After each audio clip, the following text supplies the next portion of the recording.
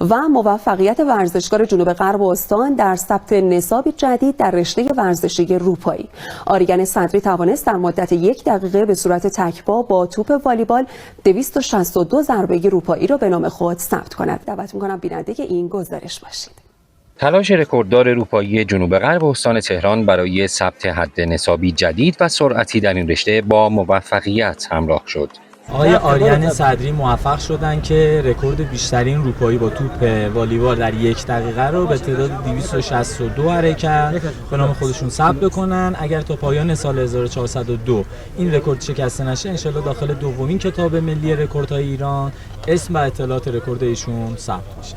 از اونجا که این حد نصاب سرعتی و با سایر حد نصاب‌های این ورزشکار متفاوت بود، ثبت 262 ضربه در زمان 60 ثانیه حاکی از اینه که در هر ثانیه بیش از 4 ضربه به توپ زده.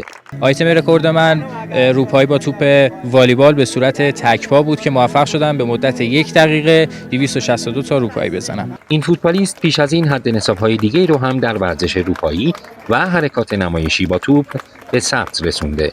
رکورد اولم با لباس آتش نشانی و توپ فوتبال و حرکت از بین 50 مانع رو به عقب بود.